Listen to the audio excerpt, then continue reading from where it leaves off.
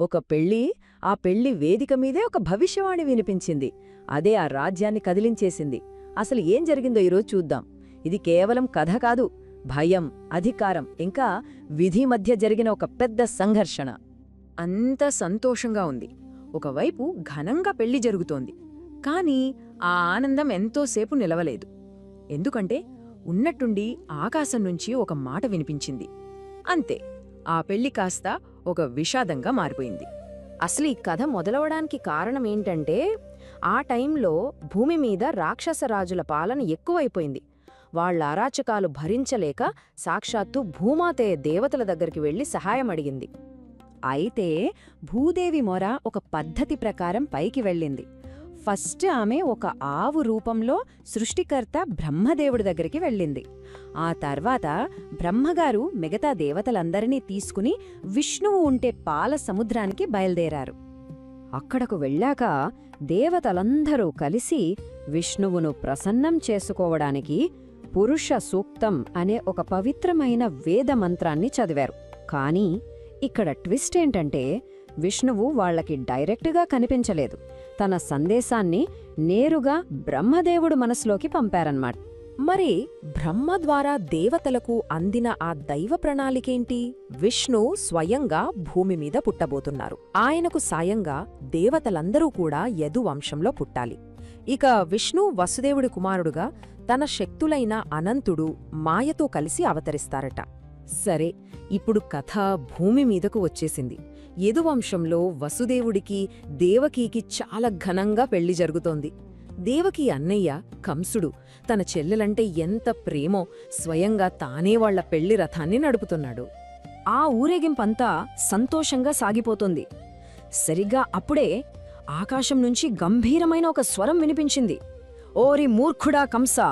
నువ్వు ఎవరినైతే ఇంత ప్రేమగా తీసుకెళ్తున్నావో ఆ చెల్లెలి 8వ సంతానమే నిన్ను చంపబోతోంది. అంతే, ఆ ఒక్క మాటతో ఆ పెళ్లి పందిట్లో ఆనందం పోయి భయం మొదలైంది. ఆ మాట విన్న కంసుడిలో మార్పు ఎలా వచ్చిందో తెలుసా? ఒక్క క్షణం క్రితం చెల్లెలి మీద ప్రేమ కురిపించిన వాడే ఆ వెంటనే కత్తి దూసి దేవకి జుట్టు పట్టుకుని చంపడానికి సిద్ధమైపోయాడు. ఎంత దారుణం!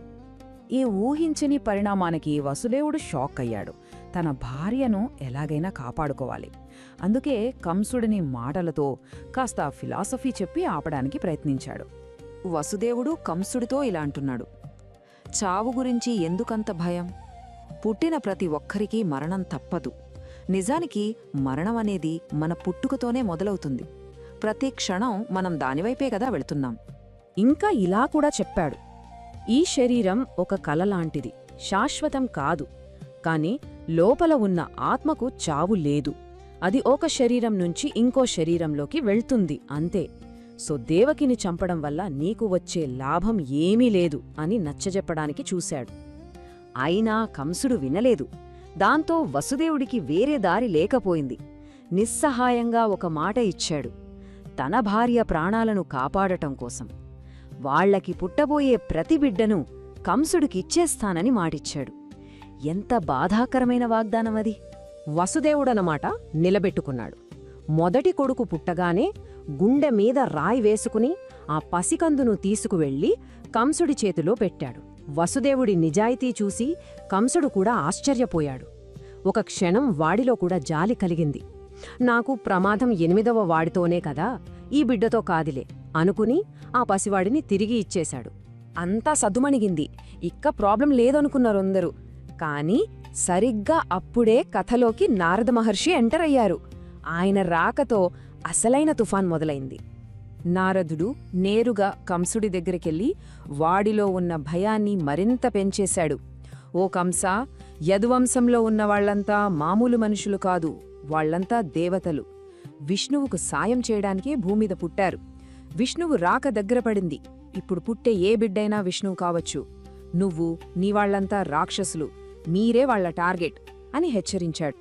నారదుడి మాటలు కంసుడి బుర్రలో నాటుకుపోయాయి. అనుమానం పెనుభూతంగా మారింది.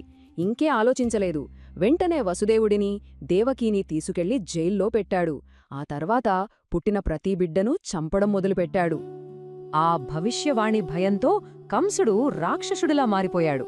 తనని తాను కాపాడుకోవడానికి కన్న తండ్రి ఉగ్రసేనుడినే జైల్లో పెట్టి సింహాసనాన్ని లాక్కున్నాడు. చుట్టుపక్కల రాజ్యాలను కూడా ఆక్రమించుకుని ఒక పెద్ద నిరంకుశ పాలకుడిగా తయారయ్యాడు. కంసుడి భయం, ఆ క్రూరత్వం ఫలితమేంటో తెలుసా? సంవత్సరాలు గడిచిపోయాయి. దేవకికి పుట్టిన 7 పిల్లల్ని, ఆ పసికందుల్ని కంసుడు ఆ జైల్లోనే కనికరం లేకుండా చంపేశాడు. సరే, ఇక్కడితో ఈ భాగాన్ని ఆపుదాం. కానీ ఒక ప్రశ్నతో ముగిద్దాం. 7 అన్నదమ్ములు చనిపోయారు, తల్లిదండ్రులేమో జైల్లో ఉన్నారు, రాజ్యం మొత్తం ఒక రాక్షసుడి చేతిలో ఉంది. ఇలాంటి భయంకరమైన పరిస్థితుల్లో ఆ భవిష్యవాణి చెప్పిన 8వ కుమారుడు, ఆ హీరో ఎలా పుడతాడు?